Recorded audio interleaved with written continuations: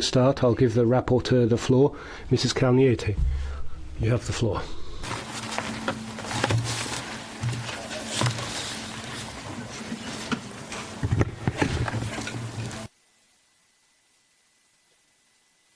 Madam President, dear colleagues, today it is my great honor to present my second report on foreign interference in all democratic processes in the European Union, including disinformation. I often hear that democracy around the world is in retreat. I would say that it is an incorrect statement. Democracy is not simply in retreat. Democracy is under attack. In today's intervention, I would like to especially focus on two overreaching aims of the report. First, link of our work in the ING2 committee with following up the implementation of the recommendations of the first report, which was approved last year. Second, we must examine the issues under the mandate of our committee vis-à-vis Russia's ongoing brutal war against Ukraine and to build on the lessons learned. Our assessment shows that we have significantly increased our situational awareness and several necessary steps have been launched and progress has been attained. Examples: Digital Service Act, Democracy Defence Package is on the way, growing expertise acquired. However, in the view of upcoming EU elections in 2024, we still should urge for stronger measures and more coordination to protect our European democracy. Allow me to outline some of the priorities from our report, which would make significant difference in making our Union more resilient. First of all, we need to move beyond a reactive approach centered on fact-checking, debunking, etc., and instead focus on resilience building and vaccination of our societies against disinformation. Therefore, we need to establish a dedicated EU program to invest in our democracy in a sustainable way. It will not give a solution tomorrow, and it will be expensive, but it is certainly a worthwhile long-term investment. Another important conclusion of our report is that in tackling disinformation, the EU is still suffering from a fragmented approach without clear coordination mechanism and goals. We simply cannot afford splintering our resources when our democracy is at stake. Third, we should also greatly raise the costs for perpetrators. Therefore, I reiterate that the toolbox of the EU countermeasures should include a specific sanctions regime on foreign information manipulation and interference. Russia's imperial war of aggression against Ukraine has clearly exposed the interconnection between hostile information warfare, weaponization of energy, attacks on critical infrastructure, and threats to the EU, to our immediate neighbourhood, as well as to the global security and stability. Europe now understands that the Cold War logic of buffer states is over. Today, grey zones in European security only create instability, risk and opportunities for hostile interference. The EU must invest in closing these grey zones and supporting the resilience and integration of Ukraine, Moldova, Georgia in our European family and NATO. To strengthen our resilience, we must learn both from our partners like Ukraine in building resilience and tackling disinformation, but also from our own misjudgment, allowing to fall in the trap of energy dependency and elite capture in the past. When I recall the state of affairs, even 3 years ago, I am glad to say today, Europe is far less naive about Russia, China and other adversaries. Few words about structural priorities and new challenges we are facing. For years we have been following a country-agnostic approach that treats all foreign influence efforts in the same way, regardless of their source country, and thus the aim, scale and the impact. We should not be afraid to call out those seeking intentionally and in a coordinated way to manipulate our democracy. Therefore, we are suggesting moving towards a risk-based approach based on objective criteria. Similar approach already has been used in the EU legislation on money laundering or terrorist financing. Immense challenge presents rapid development of artificial intelligence tools.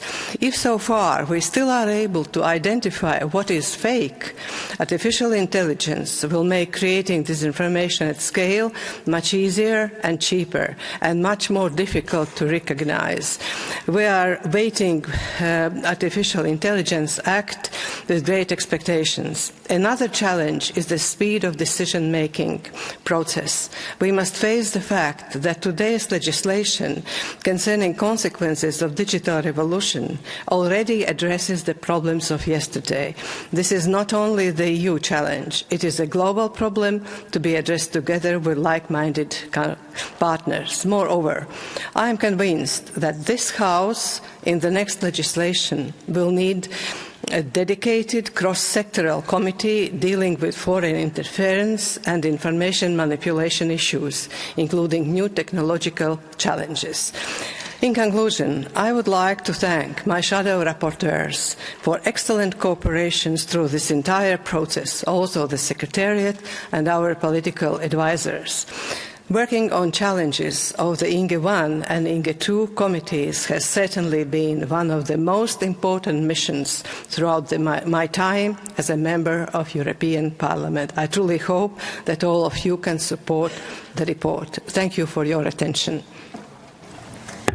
Grazie a lei, onorevole Calniete.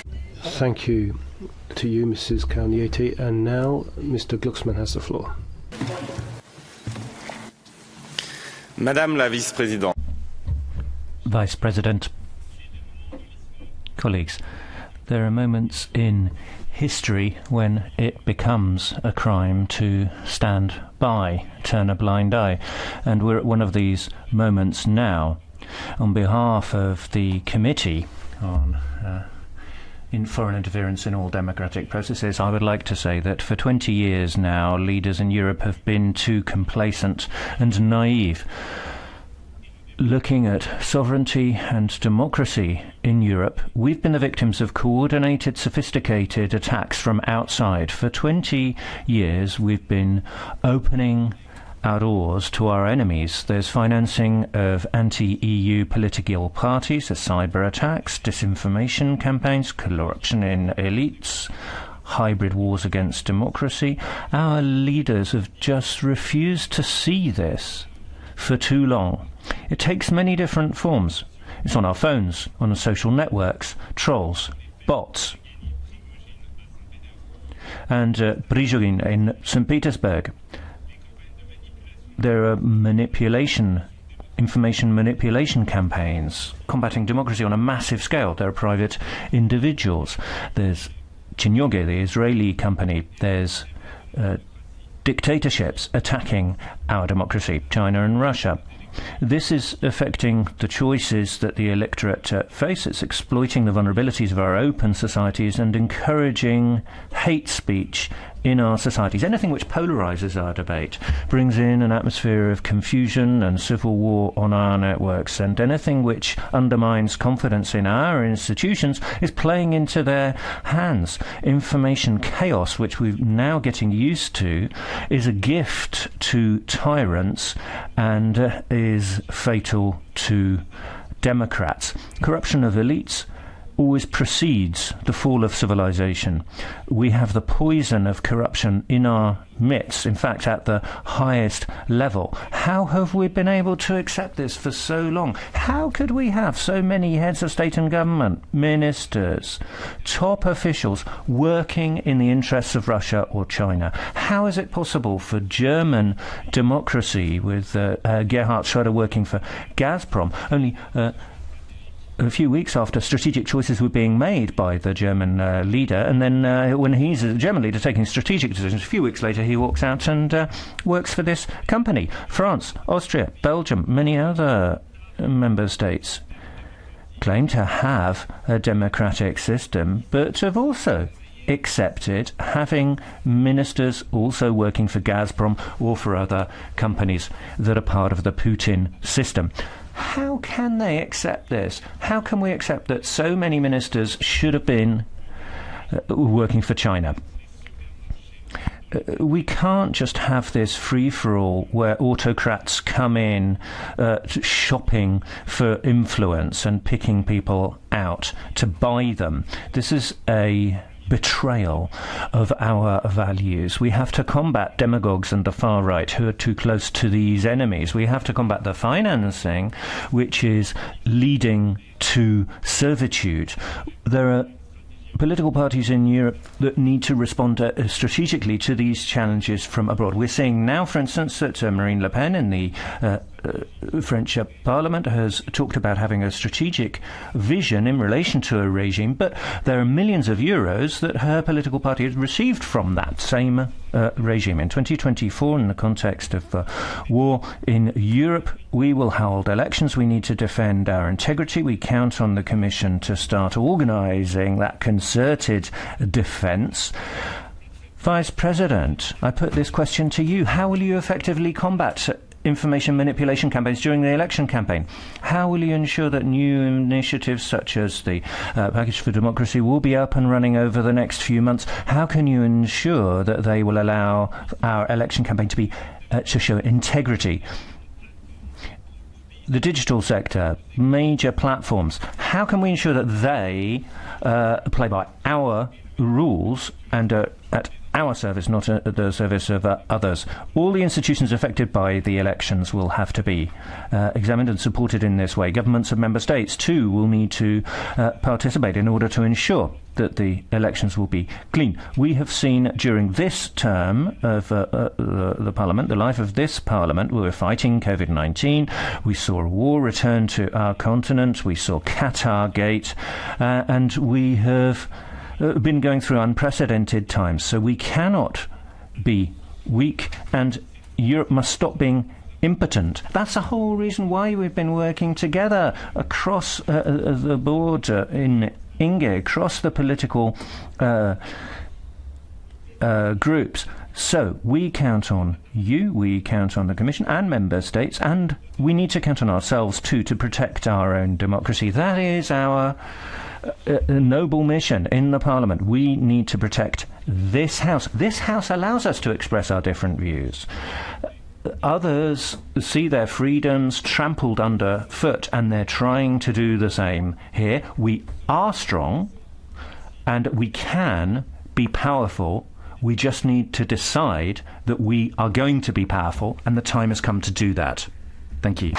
Grazie, onorevole. Thank you, Mr. Glucksmann. And now, on behalf of the Commission, Vice President Jourova has the floor.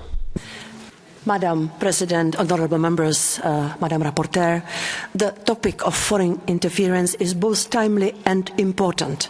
I would like to thank the European Parliament and the Committee on Foreign Interference in all democratic processes in the European Union, including disinformation, for its hard and relevant work. The work of the INGE Committee and this House has been a real source of inspiration for the Commission. I want to congratulate the rapporteur, Madame Sandra Kalniete, for bringing forward this work, which seems to command broad support across this House. That is testament to the importance of the report in analysing the phenomena of foreign interference and reflecting the need for a truly whole-of-society approach. The report explores many dimensions. It looks at interference via elite capture, national diasporas, universities and cultural events. It includes valuable and concrete recommendations on sanctions against foreign interference. In recent years, the Commission and the European External Action Service have stepped up their work to protect our democracies from foreign interference. This was a key strand of the European Democracy Action Plan. For example, the Commission is working intensely with platforms, and I am confident that the recently adopted Digital Services Act and the revised Code of Practice on Disinformation will help limit the foreign information manipulation and interference online. The Commission is very conscious of the danger of information manipulation and interference in the electoral processes. This is why my proposal on the transparency and targeting of political advertising will introduce common high standards of transparency for political advertising services for all media. It will also limit frame the use of personal data in targeting and amplifying political ads.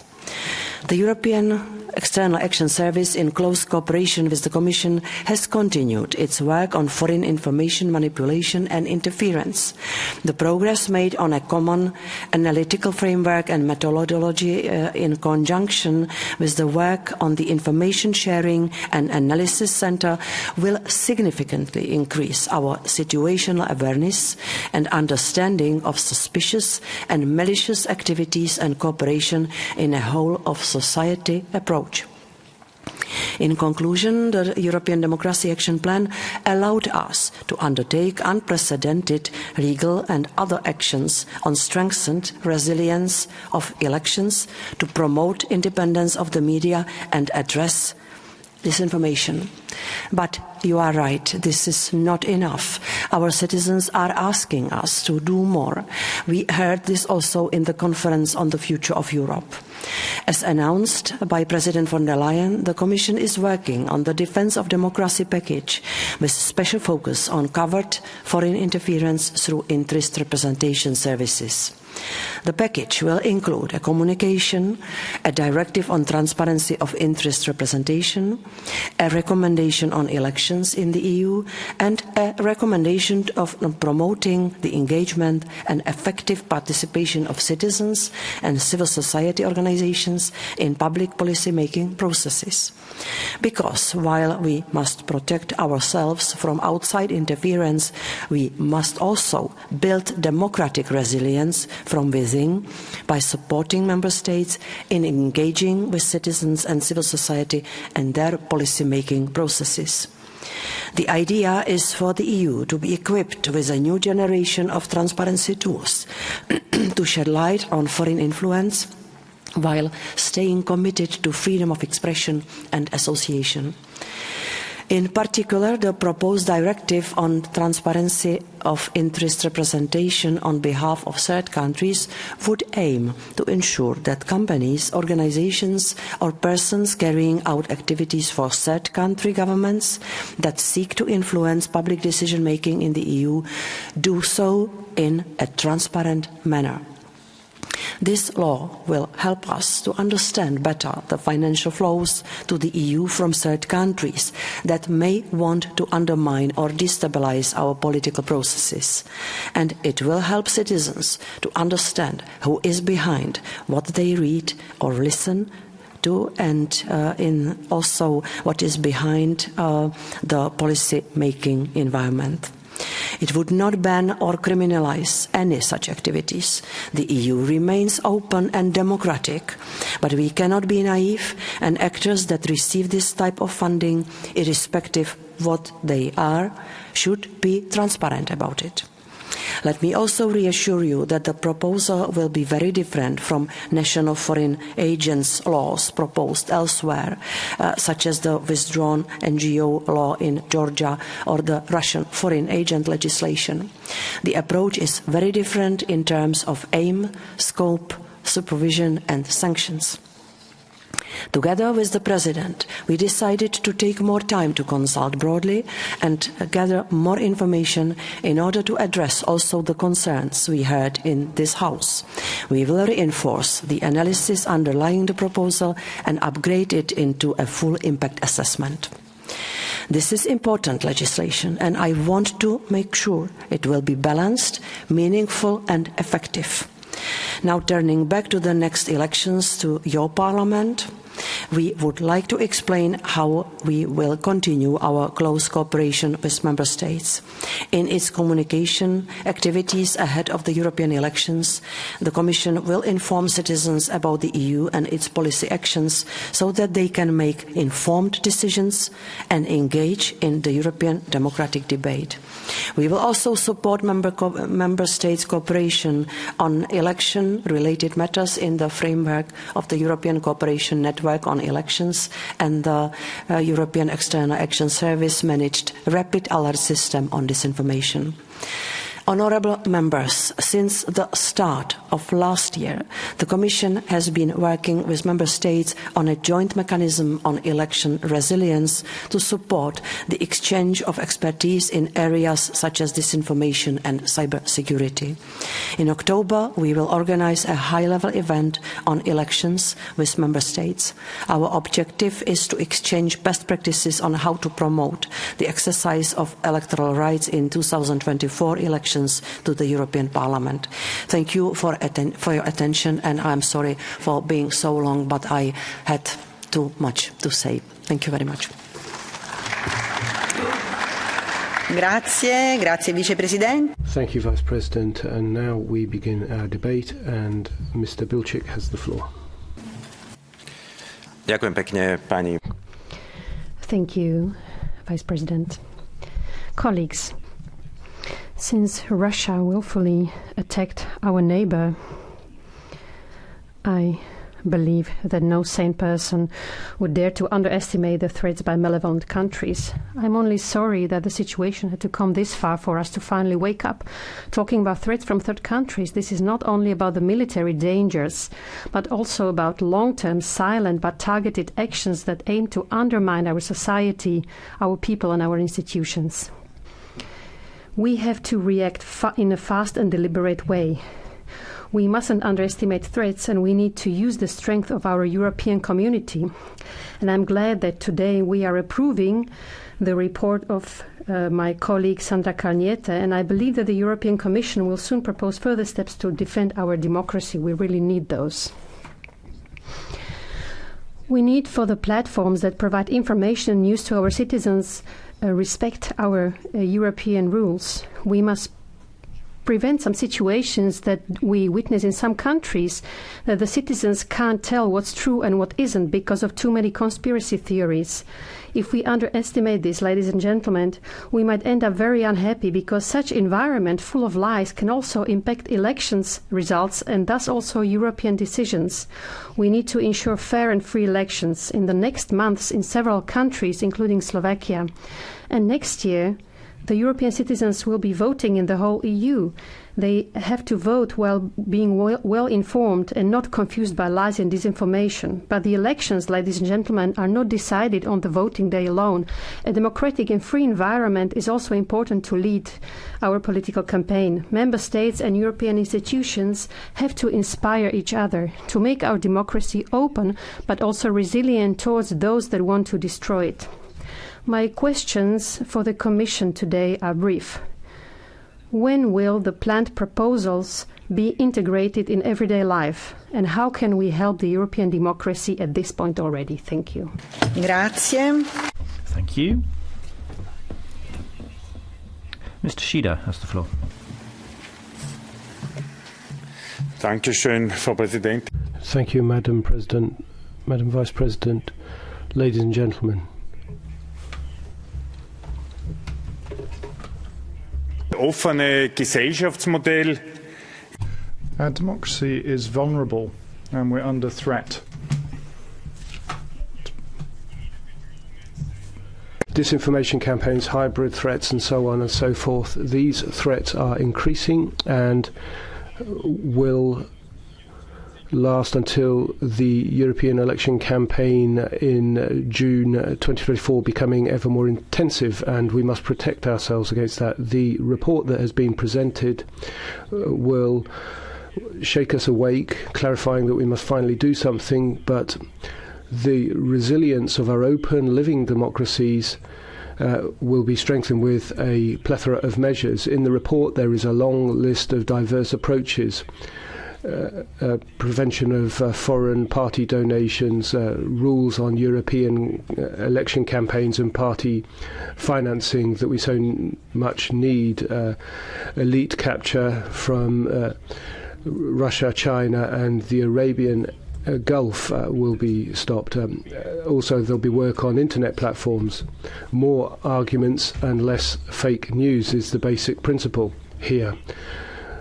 Our capacities here in the European Parliament must be boosted, and we must urgently get down to the work on the Defence of Democracy package with the Commission and implement it very fast indeed.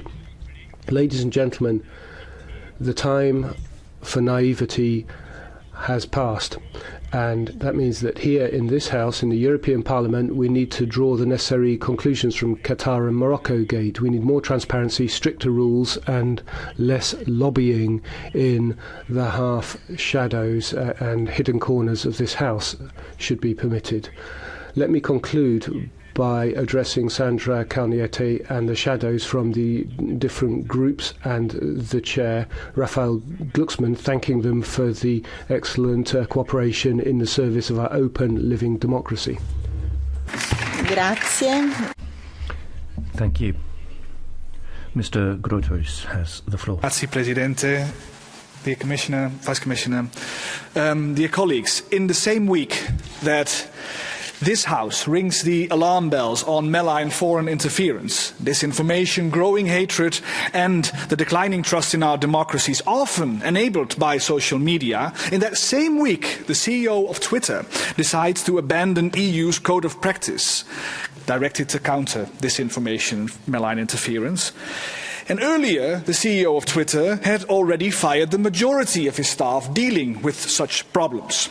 Mr. Elon Musk seems to think that he's in the American Wild West. Well, he's not. He's operating in Europe too, and there's a new sheriff in town here in Europe. From this August on and onwards, the Digital Services Act enables the European Commission to fine up to 6% of the yearly revenue of Twitter. European Commission, dear Commissioner, I urge you to set an example and show how Europe deals with companies undermining our democracy, undermining our security. Because the report we vote on today shows how Russia, how China, how they vehemently continue to do so if we don't regulate or act. Thank you. Grazie. Facoltà ora di intervenire.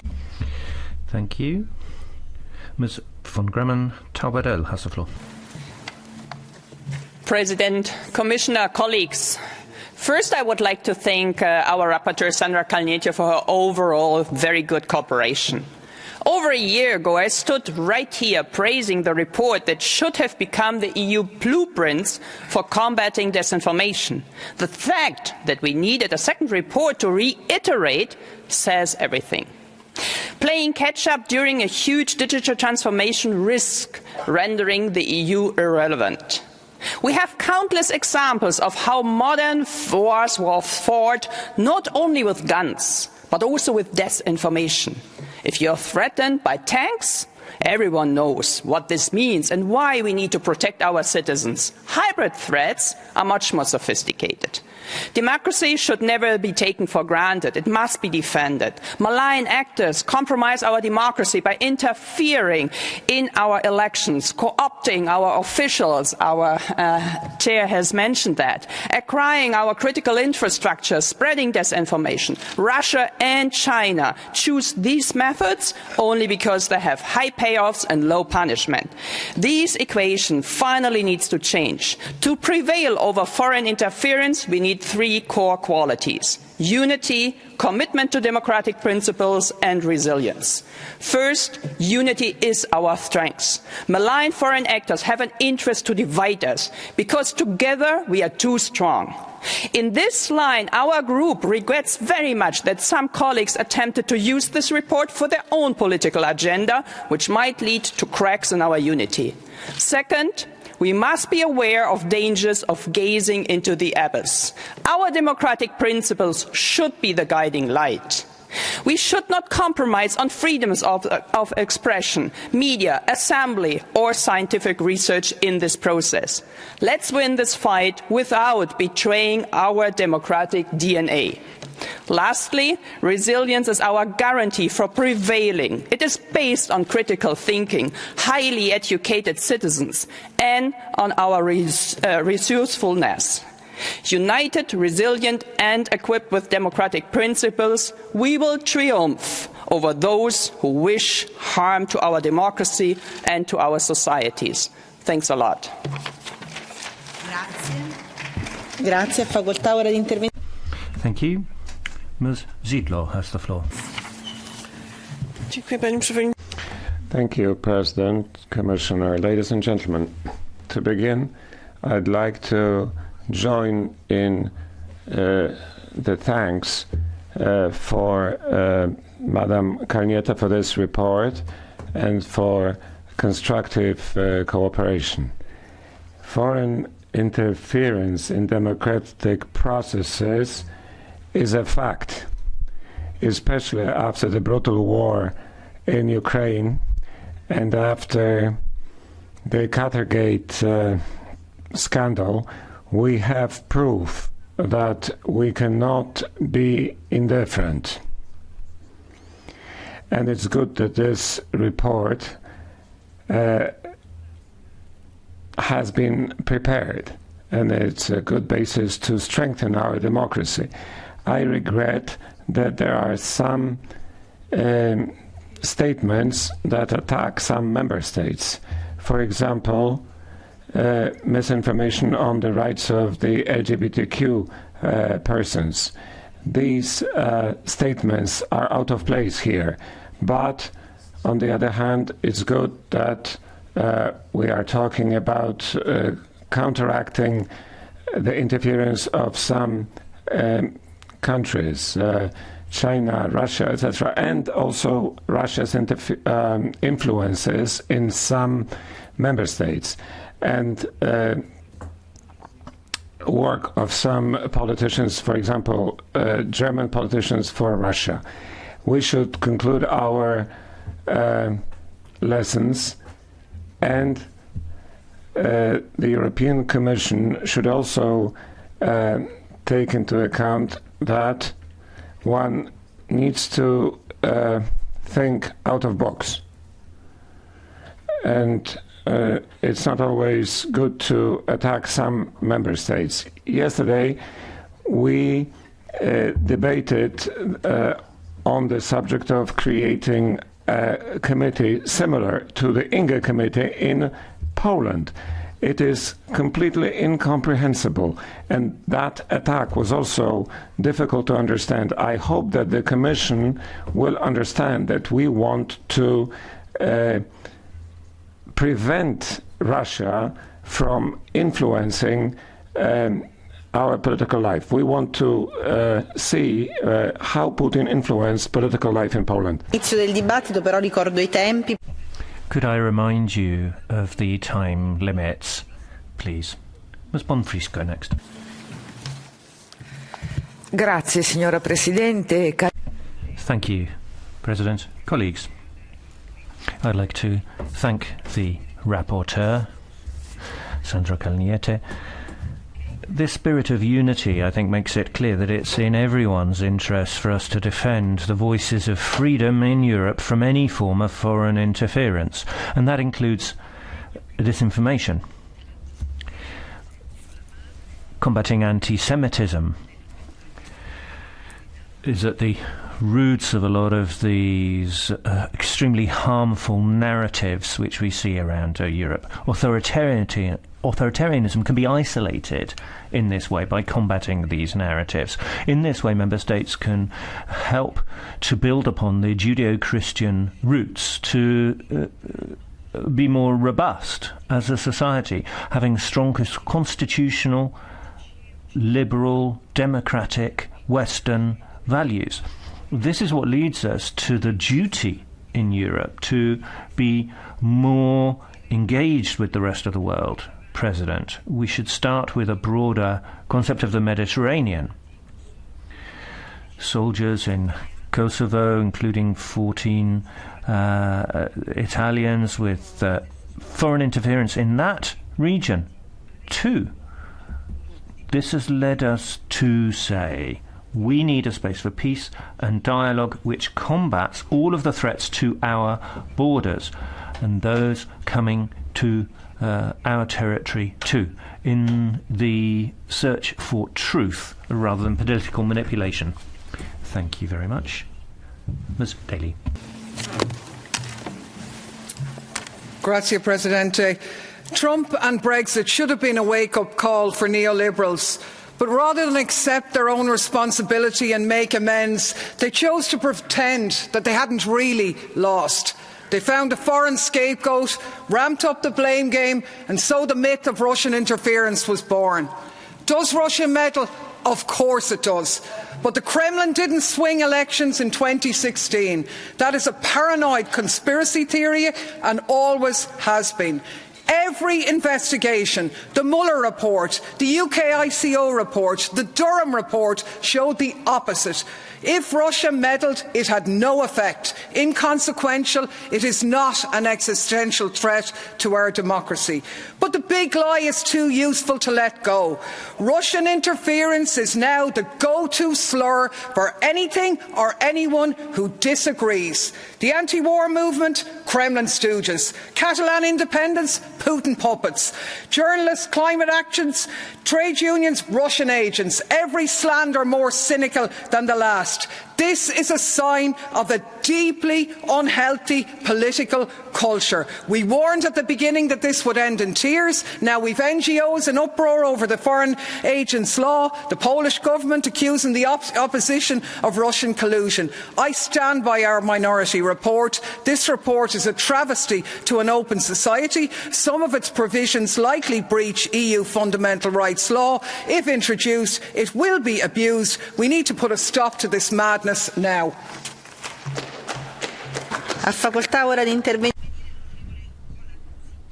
Mr. Kolokušić has the floor. Poštovane kolege, dragi colleagues, citizens. Fake information, the one that mainstream quasi-journalists are not the ones to blame.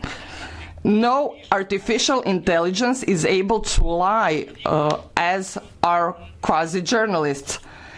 So I think that their jobs will remain secure. In Croatia and in the European Union, the more you lie and the more you are immoral, then you will be named a journalist, regardless of the fact if you hold a diploma or a degree.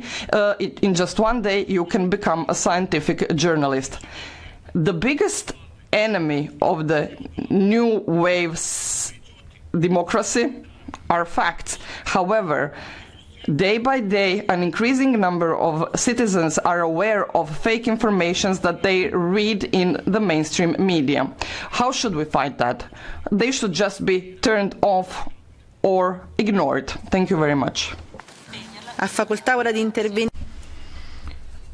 you. Mr. Sasalejos has the floor. Gracias, Presidenta. Thank you, Vice President.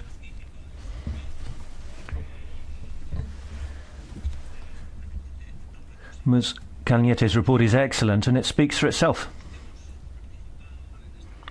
Those of us who were contributing to the work of the committee, I think, can feel proud of the outcome. This is a vital contribution to raising awareness about what this threat and this challenge mean. The report also meets a need for objectivity. It has recommendations and proposes initiatives and monitoring of the first report, which was approved by the committee.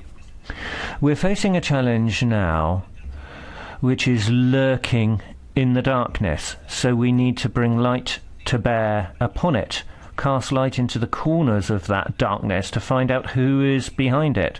China, Russia, Venezuela. We need to name names. We need to look at malign influence, Qatar, etc. We need to be aware of wherever there's a crisis, there's somebody behind it pulling the strings. And we have already had some experience, for instance, with Catalan separatism, supported by Russian agents. In a year, we'll be holding European elections. Let us bear in mind, too, that once again, there will be those who wish to undermine freedom to take decisions in a democracy. Thank you. The next speaker is Ms. Bischoff. Frau Vorsitzende. Madam President, Vice President of the Commission, ladies and gentlemen, first of all, I'd like to thank those colleagues who've done such a good job of work to try and let scales fall from the eyes. This was not an easy job. But I do have my concerns when I hear that the democracy package is going to be pushed down the road. We know that the date for the European elections has been established, and we have to have a robust protection for democracy prior to that.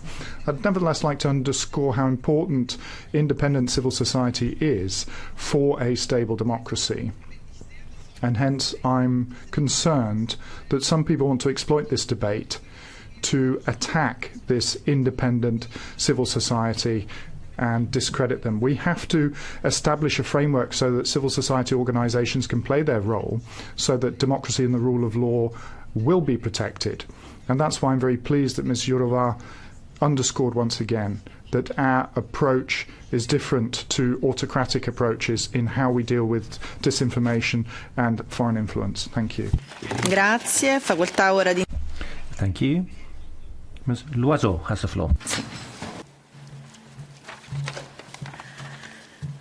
Aujourd'hui, à Chisinau. Today in Chisinau, more than 40 European leaders are coming to express their support for Moldova, but every day in Chisinau, Russia is waging hybrid war on that country, using all the means it has to try and weaken, destabilise and subjugate a sovereign country which has chosen democracy and chosen Europe. Disinformation, cyberattacks, vote buying, demonstrators, false bomb alerts, blackmail, attempted coup d'etat, everything passes. A European civil mission is now helping Moldova fight off hybrid attack. This is an entirely new mission and I welcome its creation. But let's not kid ourselves. What Moldova is undergoing every day is something that we are also undergoing. Foreign interference against our democracies is targeting us, because of what we are. Our special committee has made this devastating conclusion as of 2 years ago. I'm still not sure that our union has moved on from observation to action. There are initiatives, but not yet an overview. I impatiently await Commission proposals to protect our democracy. I do hope that they will be commensurate with the stakes and ambitious in light of the challenge set before us. Thank you. Ms. Gregorova has the floor. Dear colleagues, Commissioner, 6 days ago, Twitter left the voluntary code of practice on disinformation. The voluntary code, by the way, which even Chinese spyware TikTok promised to follow. Commissioner Breton promised Elon Musk that the Digital Services Act is coming anyway. I cannot emphasise enough how glad I am that there is at least one regulation, but will the DSA really protect our elections? The Defence of Democracy package is promising one directive on foreign funding and only recommendations to Member States on election integrity. The integrity of our electoral processes is being tested like never before. In the midst of Russia's war of aggression against Ukraine and the global conflict between democracies and autocratic regimes, we need to bolster election integrity. And you said it yourself, Commissioner Jourova, there is not enough in the Defence of Democracy package. So why is there not a majority in the Commission to come up with more than recommendations again? It's a matter of political will and nothing else, and we all know that. Thank you. Grazie. Thank you. Mr. Czarnecki has the floor. Grazie, Madam President, Commissioner, ladies and gentlemen, this is an important debate about a crucial problem. I just regret that it is also in a sort of hypocritic atmosphere that it is happening, because we are facing very important challenges. Mr. Glucksmann, yes, you can do the same that we do in Poland in the French Parliament and in other parliaments, but when it's Poland, we cannot defend ourselves from the foreign interference that had taken place over the years in Poland.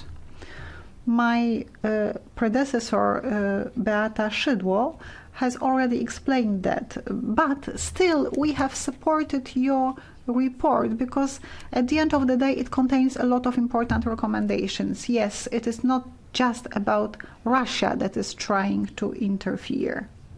Yes, Russia is infiltrating us and we have to speak about it loud and clear, but please do not stop us from investigating it ourselves in our own country.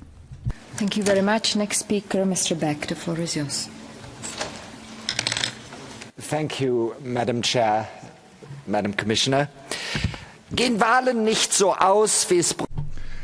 If elections don't pan out the way Brussels wants, then you get the finger pointing saying, oh, Russia must have financed the victors or manipulated things. But the two largest cases of foreign interference in our politics is actually down to the EU itself. First of all, in the Qatar Gate scandal, 1.5 million euros were found at the homes of MEPs or in cases, plus several million in Panama accounts, figures that Qatar are trying to buy votes with in this House. Secondly, prior to the 2022 Italian elections, Ursula von der Leyen said that if there were a Eurosceptic alliance that were to take over government, they would start turning off the tap of money to Italy. Two very clear examples of EU interference in what was going on. Russian assets were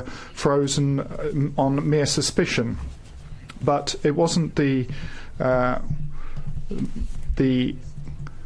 estate of Ms von der Leyen that was frozen and her assets. So I think that's a big problem.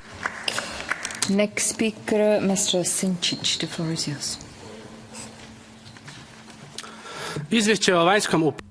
The report on foreign interference in all democratic processes in the European Union.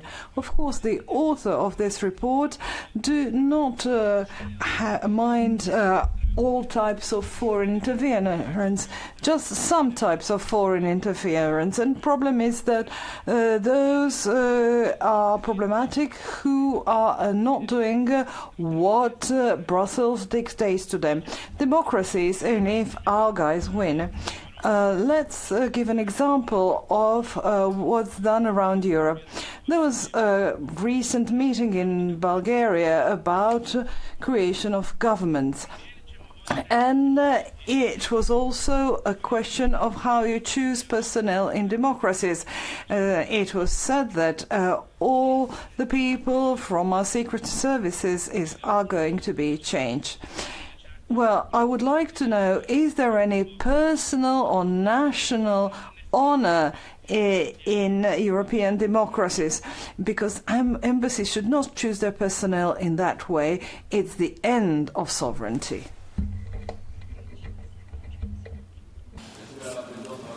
Ladies and gentlemen, thank you very much, and congratulations to the rapporteur for an excellent job of work. We now have an action plan for the Commission to provide effective protection for our democracy. Of course, there are still steps that need to be taken, but I hope that speedily the Commission will come forthcoming with proposals to meet what the Parliament is asking for. If we're looking at foreign influence, it's because there are all sorts of people who are happy to welcome with open arms countries such as China, Russia. Russia yesterday, Qatar also yesterday, but maybe today as well. Let us protect our ports, our airports, so that we don't have Chinese influence at that level with the impact that that would have on our democracy. The reality of our earth, agriculture, sport as well. When you see that there is a very warm welcome for investments coming from third countries who don't necessarily share the same democratic values as we do, who are exploiting that influence in strategic sectors, but also in energy and other sectors. Strategic autonomy for Europe means stopping that sort of foreign influence. Thank you. Merci. Next speaker, colleague Mr. Cimošević. The floor is yours. The content of the second Inger report shows that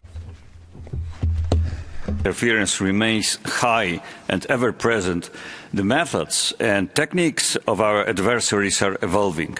And now, on the day of adopting the updated report, we are already facing a new challenge: misinformation and disinformation fueled by artificial intelligence, most famously the recent example of ChatGPT.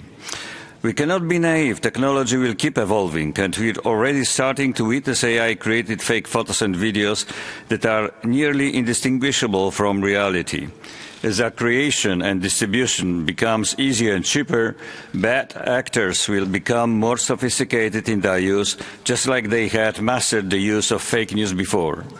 This time we cannot be just reactive. It is crucial that the Defence of Democracy package and the Artificial Intelligence Act not only cover existing and known issues, but also are forward-looking enough so that new laws and regulations will not become obsolete the day they are adopted. The health of our democracies depends on it. Thank you. Thank you very much. Next speaker, colleague Mr. Lockegaard. The floor is yours. Det europæiske fællesskab befinder sig midt i en The EU is the victim of hybrid war, and we're not sufficiently prepared to respond. Cyber espionage and systematic manipulation of information, targeting of critical infrastructure. There's an endless list of the ways and means which are used by these agents. We need to look at the way Putin is approaching this. Now, finally, we have the second round of recommendations in place. So I think this is good news today, that we have a way of moving forward, and we need sanctions against countries that are supporting those behind these hybrid warfare techniques, and those disseminating disinformation on social media and through our traditional media. There are many ways of doing this, and I would like to congratulate the rapporteur for having got such a broad majority in favour of this text. Thank you. Thank you very much. Next speaker, Mrs. Delbos Corfield. The floor is yours. Foreign interference is not something that we can take lightly, especially when EU values and our democracies are called into question. In order to safeguard our democracies, we all know that the most important is to improve transparency. This is crucial. This means not only for us as members of this Parliament, but also for think tanks, foundations and the private companies that we work with. However, we need to get the balance right. At times, this narrative of monitoring and legislating against foreign interference veers dangerously close to calling for the censorship and criminalisation of NGOs. But without defending a free and functioning civil society, we cannot claim to defend EU values. Civil society organisations are precisely the actors that have defended EU values, worked to prevent foreign Russian interference in the EU and in its neighbourhood countries, and put pressure on us to act to prevent further authoritarian backsliding. If we criminalise civil society, we run the risk of undermining the very values upon which this union is built. Thank you very much. Next speaker, Mr. Roken. The floor is yours.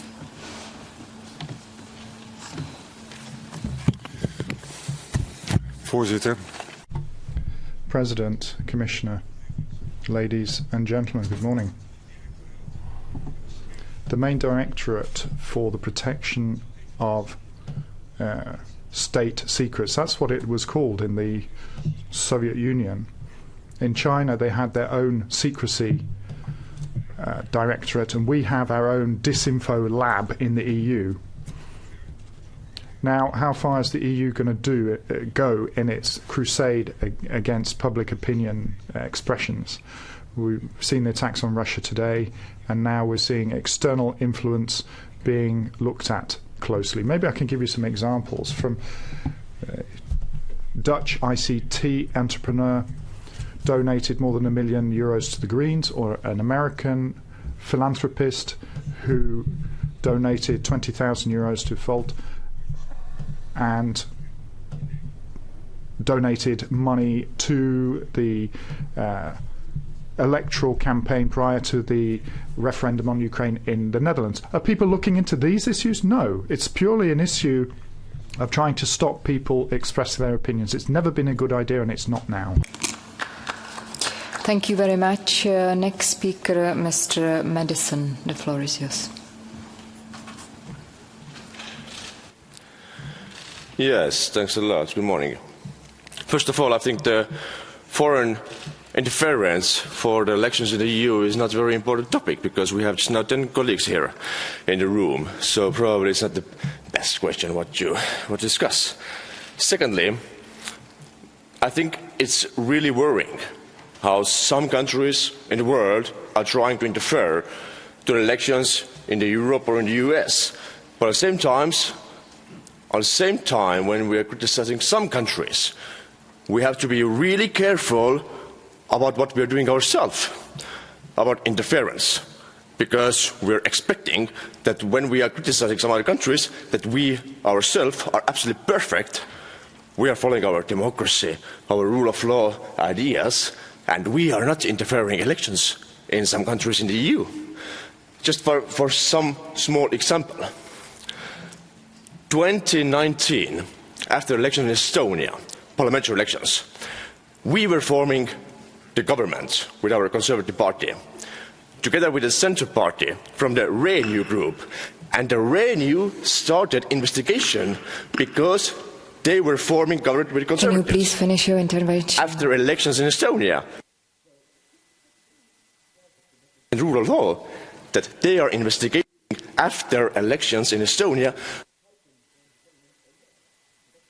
I'm sorry, we have to proceed with the next speaker. We need to proceed with the next speaker, colleague.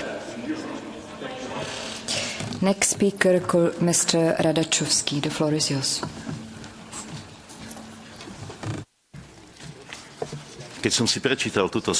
When I've read this report, I came to the conclusion that the authors really deserve Nobel Prize for disinformation and Sakharov Prize for leading a hybrid war. Just briefly, Article 105, the EU is worried concerning China abducting their citizens through illegal police stationed into China, apparently. Now, this is really ripe for putting you in hospital. China is so population poor, really, that they need to drag their population into their country?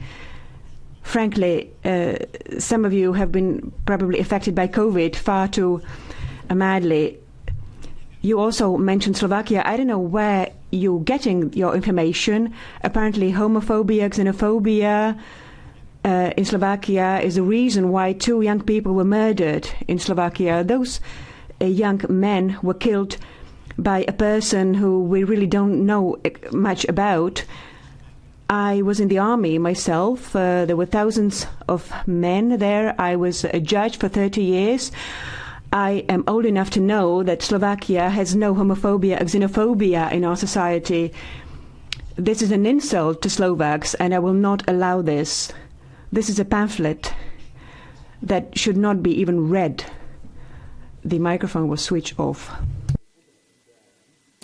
I'm sorry, I have to interrupt you. The time. And Mr. Radachowski, will you accept a blue card from Mrs. Gregorova?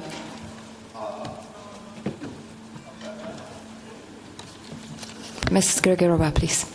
Moc děkuju. Za prvé bych chtěla napravit tu dezinformaci, kterou tady pan Radačovský řekl ohledně těch čínských policejních stanic. Samozřejmě, že ten článek 105. Thank you. I just need to correct something. Article 105 was drafted because there were issues with the Chinese border, and it is important actually. Secondly, why do you think these people in Slovakia were killed in Glob de Plana? Was it not because of homophobia in Slovakia? Are you not ashamed of yourself? 30 seconds. Precisely because our president is bringing foreign visitors and shaming Slovakia for 30 years that I was a judge. I was in the army. I'm old enough to know this. I've never ever seen. They died. We don't know why they died. Nobody has questioned the guy who did this. But even if we have our homosexuals and our lesbians, and we love them, there are our lesbians, our homosexuals, and nobody has the right to interfere in the way we lead our society and we treat them. Next speaker, Mr. De Meo. The floor is yours. Grazie, Presidente.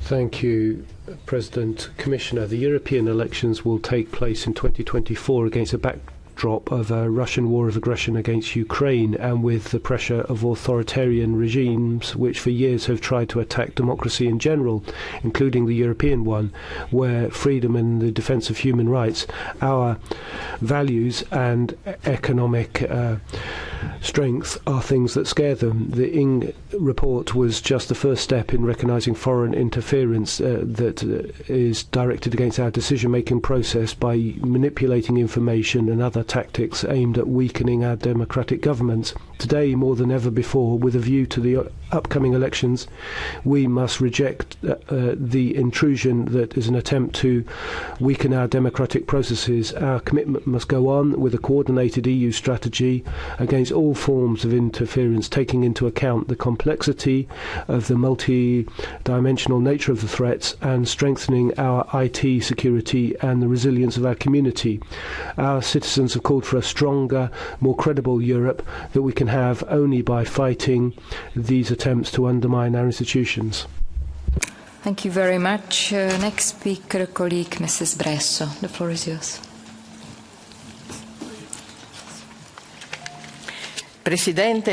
President, Commissioner, colleagues, our democracy and free participative processes through which we express our views are a very precious boon. We should not take them for granted, and we must defend them wherever we need to. Our report on foreign interference shows that we've reached awareness, but it's not enough to be aware. We must urgently plug the gaps that still exist in our legislation that make us permeable to foreign powers' attempts to interfere. These strategies are diverse and come in different forms, as must our responses. The report we're voting on gives us precious ways of strengthening our institutions, and we look forward to a swift proposal from the Commission on this. The forthcoming European elections will be a sensitive step for our democracy, and we must be very attentive to them.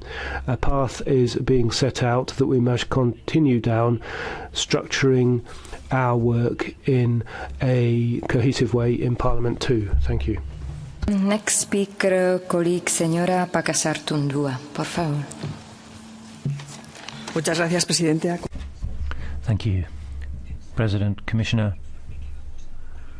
We're voting on this report today, and if the far left and the far right seem to be trembling or up in arms over it, then I think you've done a good job, because autocrats are attacking open societies, attacking democracies such as our own, and what we can't do is see foreign interference and harmful disinformation enjoy impunity. We have to combat all sources of corruption, electoral corruption, foreign interference, and co-opting of politicians too. Last year in Melilla, Spain, there was a vote rigging scandal which was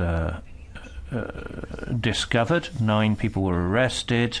There was an implication that Morocco was involved.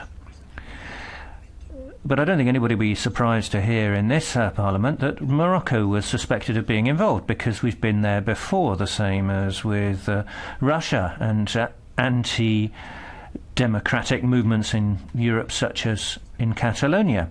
So we need to ensure that the European Commission turns these recommendations into laws so that we can defend ourselves. We need to defend ourselves because we know we're going to come under attack. Next speaker, colleague Mr. Vestesen, the floor is yours.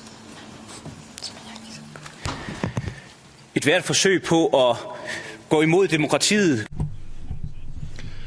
Well, of course, we want to play by the rules, but we shouldn't be naive. We can't accept misinformation, disinformation, but here, listening to the debate, we get the impression that we're talking about information that runs counter to what the majority believe. We're spending a lot of taxpayers' money to pay for propaganda for the EU just prior to the elections.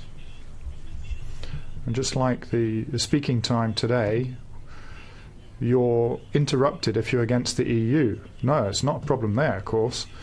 If we use the freedom of opinion and freedom of expression in the EU, of course, they're not slow to impose fines on you. But if you really want to fight disinformation, I think you need to do things differently. You need to praise freedom of expression.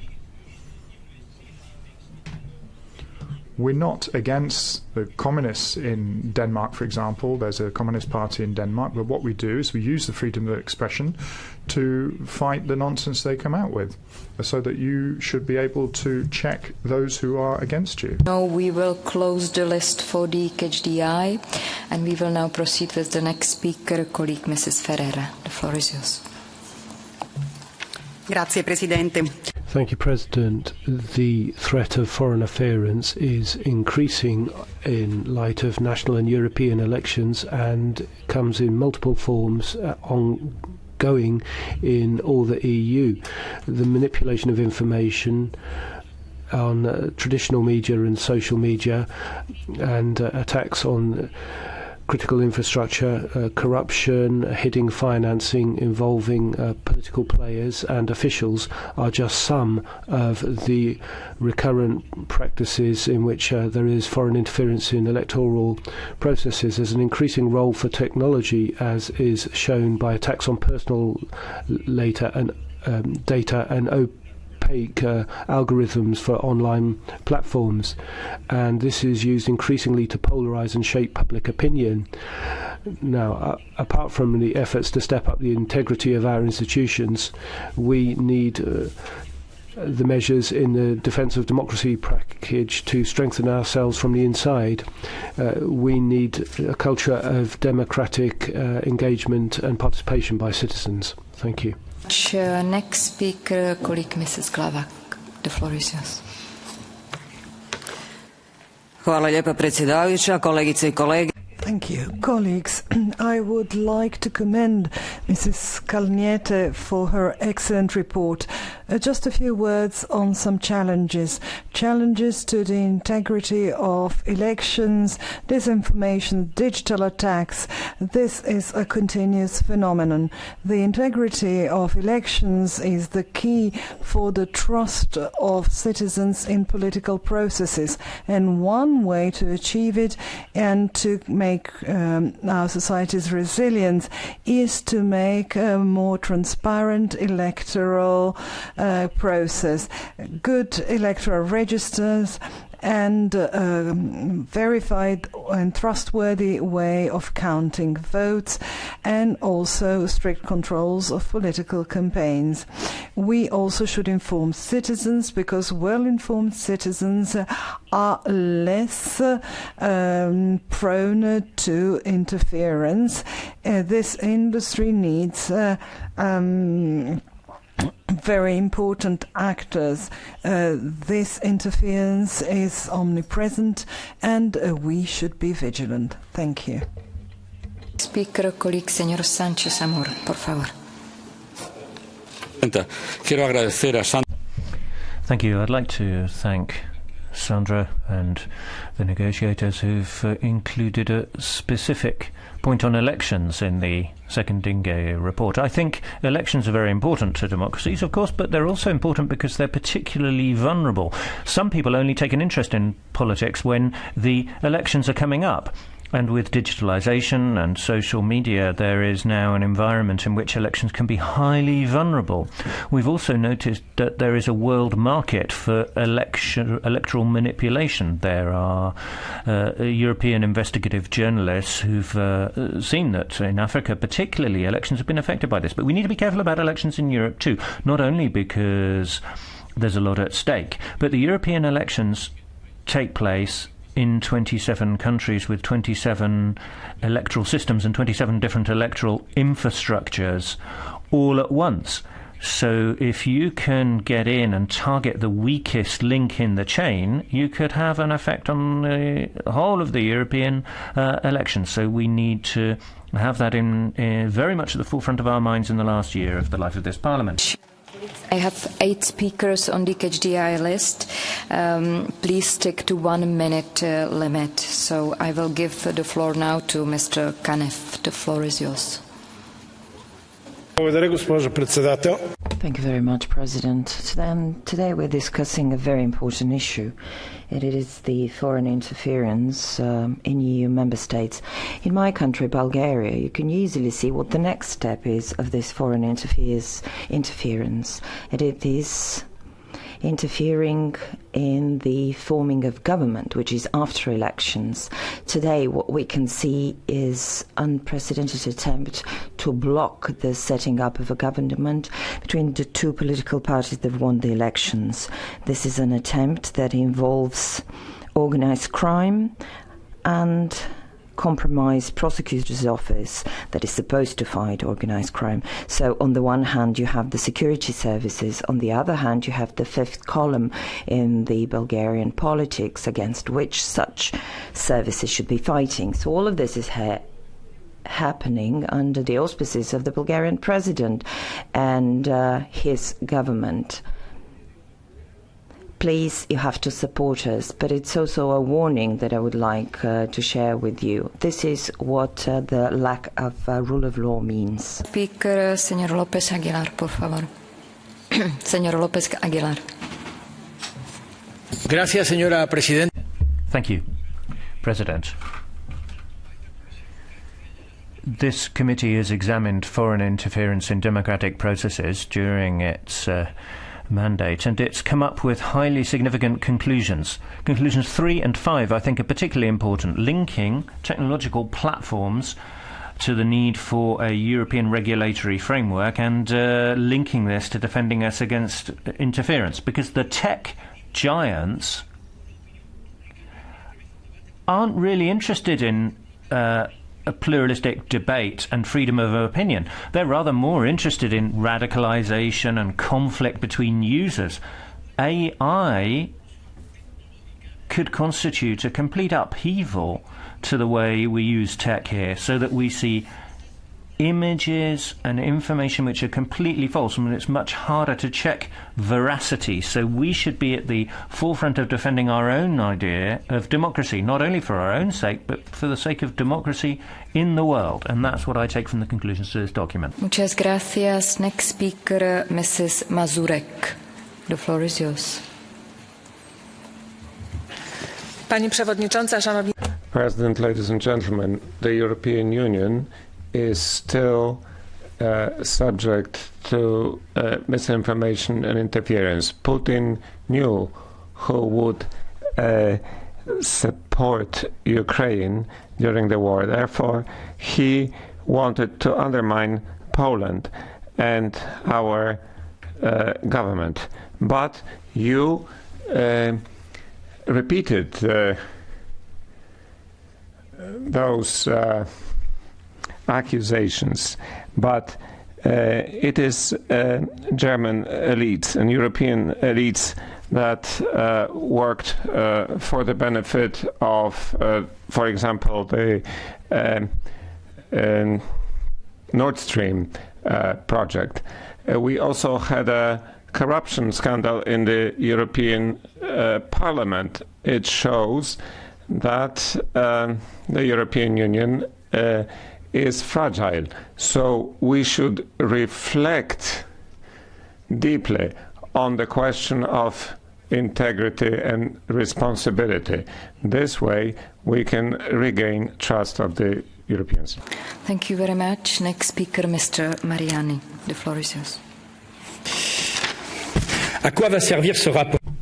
What is the point of this report? Well, mainly it's to keep in check the media landscape in Europe. In Article 33, you want to control the experts who are going to speak on traditional media, as it's called. In Article 35, you want a European Media Committee, and I'm sure we will see it spreading the Commission ideology. The Ministry of Truth's not far away. You want to check and control the internet more and more, most notably Twitter as a platform in terms of freedom of expression seems to be a thorn in the side of the Commission. You're saying that Russia wants to influence the next European elections without looking at the manipulation carried out by the American Democrats, where two different reports from the American justice system has sketched out here very clearly that there's no proof of any interference by Russia in the American presidential campaign. If you read this report, you should be worried. People who don't share your views are manipulatists, or they are plotting, but maybe they just have a different opinion. Let us allow them to have that for a long time to come. Speaker, colleague Mr. Wallace, the floor is yours. We are exceptional in both our victimhood and in the righteousness of our actions. When the EU backs military and right-wing coups in Brazil, Peru, Bolivia and Sudan, this is not interference in democratic processes. It's a defence of democracy. When the Council imposes crushing sanctions on disobedient countries, killing tens of thousands of men, women and children and displacing more, somehow this isn't foreign interference. This is about protecting human rights. This is a lie. To quote High Representative Joseph Borrell, our sanctions are a means of coercive capacity. The report highlights the need to turn this coercive capacity against people in the EU suspected of engaging in this new and vaguely defined crime of foreign interference. Who will judge if someone is guilty? The Council? They don't even adhere to basic standards of due process. They're an unaccountable political body who operate in secret. It's about time people started to look and see and focus on the growing threat to basic civil liberties coming from Brussels. Next speaker, colleague Mr. Alexandrov Yordanov. The floor is yours.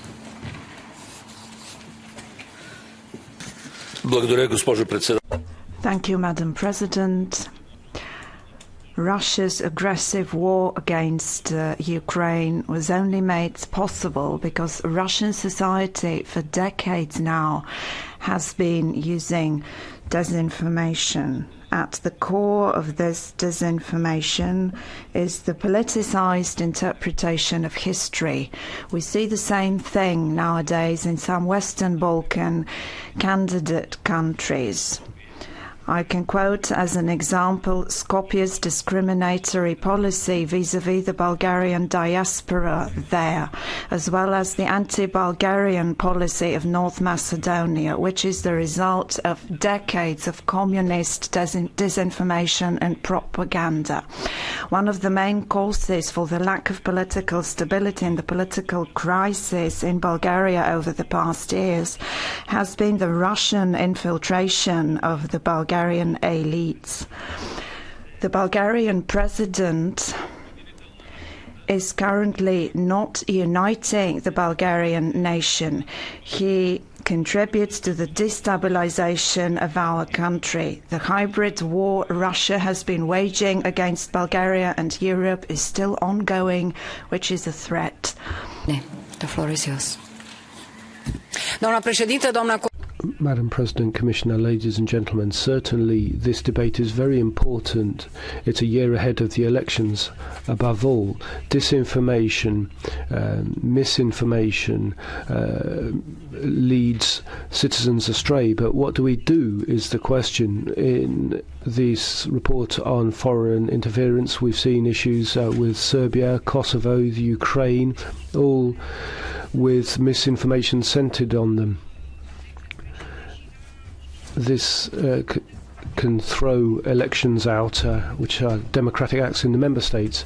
Here, let it be understood properly, there is foreign interference in all areas, in all member states, including my own, and the financing of certain NGOs and people who are spreading disinformation. What do? We put in place the rules here, but the problem is implementation in the member state. I believe member states too have very significant obligations, as does the EU, to act against disinformation and prevent foreign interference in the democratic elections. Citizens should decide. Last speaker on my list, Mr. Majilus. Thank you, Madam President. Colleagues, the need to strengthen the EU's resilience, these are the words that have been used in different contexts in the recent years. The real war that is taking place as a result of Russia's appalling actions in Ukraine has further reinforced the need to strengthen our resilience. This includes resisting foreign interference in democratic processes in the EU. Further intensification of malicious behavior is expected in 2024 in the run-up to the next European elections. I hope that the responsible institutions and member states will take seriously the recommendations made in the resolutions of the INGE and INGE 2 committees and implement them responsibly as soon as possible. While we are still debating how to proceed, hostile states such as Russia are already taking real actions in Europe to undermine our democracy. The EU response has so far not been sufficient. Thank you. Thank you very much. And now I would like to invite to the floor Vice President Jourova. The floor is yours. Madam President, honourable members, it's a tough task to use 2 minutes to react on such a broad and such an important debate. 1 year before elections, we discussed here about a crucial phenomenon, which is foreign interference and endangering of our electoral processes. So very shortly, I agree with many of you who said that we are strong. But we need to be stronger because we face many, some new, some older new threats and really high pressure, especially in light of the Russian aggression in Ukraine, increase of abuse of technologies against our democracies and so on. I agree with Madam Bishop, who said that we should stop only analysing. We have to act. And we are acting. I don't have time to enumerate all the initiatives which have been already adopted and the plans we had. I just want to say that whatever we do, we have to do it in European way. So to take decisive actions, to adopt legislation, to invite the society to because everybody who wants to keep democratic system and live in democratic system has some task or some role, be it the politicians. Here I have to comment also that I agree with those who say that the foreign interference cannot be efficient without having internal proxies in the EU. And I think that we also have to look at this. So to react in European way is to invite everybody to contribute, be it politicians, independent media, be it civil society organizations, be it citizens, because I believe believe that the main pillar of democratic system is well-informed and engaged citizen. So I think that there is something for everyone. And to do it in European way means that by efficient fight against foreign interference and endangering electoral processes, we have to guarantee that the freedom of speech will be fully protected, the freedom of assembly, the freedom of entrepreneuring, and that we will strengthen these important principles which we definitely need in the time of crisis. And I sharply disagree with those who said that we are close to the Ministry of Truth. It's not true. Whatever we do, all our initiatives, on the contrary, are directed on stronger protection of the freedom of speech. So this is from my side. I want to thank you for your report, for very inspirative discussion, and I promise that the Commission will not only get inspired but also take further actions in order to protect the EU against the foreign pressures and all the risks which we see now for our democratic system. Thank you very much. And we thank you, Madam Commissioner. Let me give the floor for the final remarks to our author, Madam Kalniete. The floor is yours. Thank you, dear colleagues, Madam Commissioner, Madam President. I want to thank you for this very detailed and